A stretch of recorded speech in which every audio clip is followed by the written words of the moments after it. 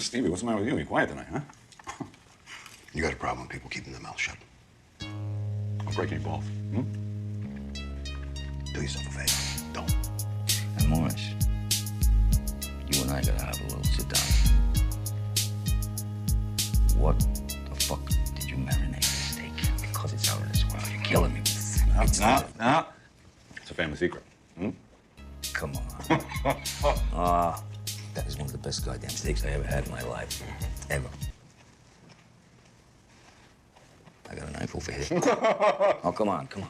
What's the family secret recipe? It's ground garlic. A little bit of soy. That's it? Yeah, that's it. I thought it was a family secret.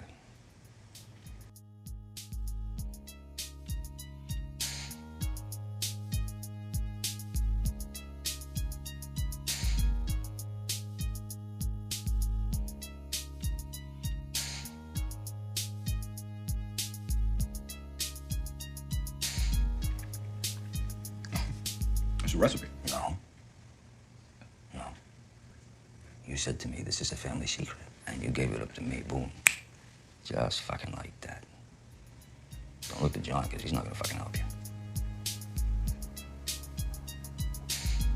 You spill the secret family recipe today, maybe you fucking spill about me tomorrow. Is that something maybe that's a possibility? Listen, I'm just saying. You were just saying. Just saying gets people sent to Hollywood. Just saying. Got me a 9-year stretch in Leavenworth and Alcatraz. You understand? So, just saying could get you buried real fucking quick. You know, they're no longer a part of their life, and I respect the fact that Flacco is honest about why he informed and why he cooperated. There's so many guys out there that, hide that fact. But he puts it out there, he explained why he did it, and he has the perspective of, he was right. You know, and another thing that I want to speak on is, I'm not trying to be disrespectful to Flacco, but Flacco, based on the videos that I've seen on his channel, he came up in a privileged way. His mom allowed him to drive her luxury vehicles when he was young. She's a real estate agent. And I think that's something that is very integral, whatever the word is, to the story. Everybody loves a celebrity gangster, Jack. Hey, you forget your father was a rich businessman. You don't know the system from the outside. They know. No, I know. Whatever you say, Jack. You don't fight me. Why would a guy born of money choose our life?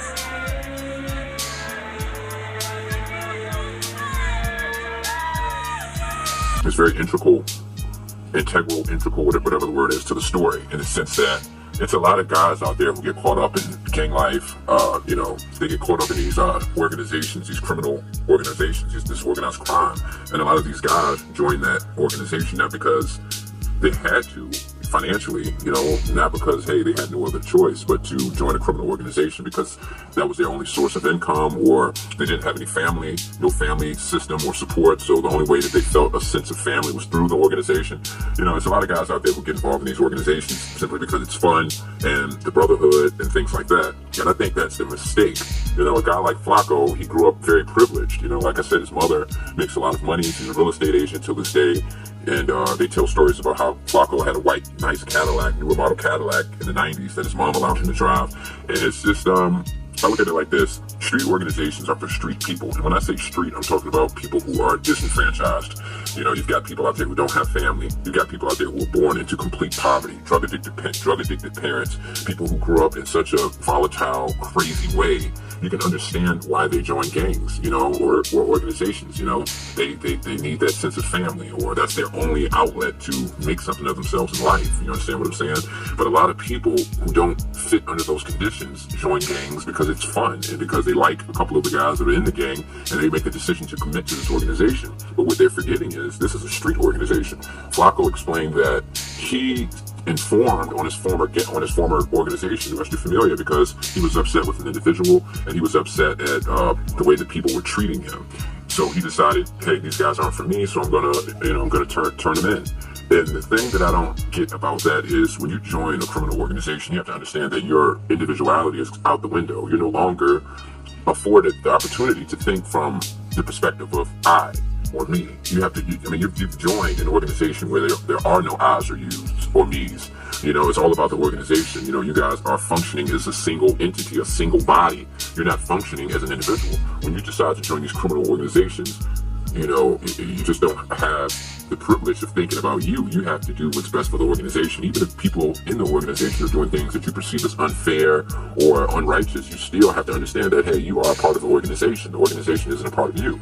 You know, you have to roll with the punches, and you have to do things that you're going to be uncomfortable doing because you're supposed to be a part of the body and doing what's best for the whole. So sometimes you're going to have to deal with conditions and attitudes and behaviors and unsavory people who you personally don't like. But if you want it to be personal, then you shouldn't have committed yourself to an organization that takes away your personality, takes away your individuality.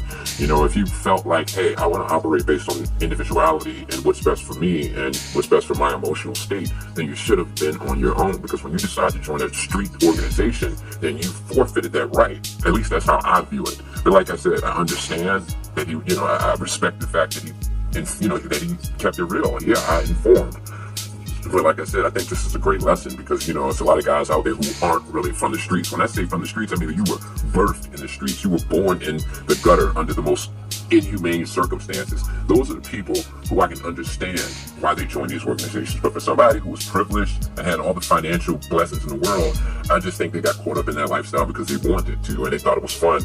And that's why I think it's you got two different types of people in the world. You got street people who understand the consequences of that lifestyle, and when they have to take their lick and do life, they do it.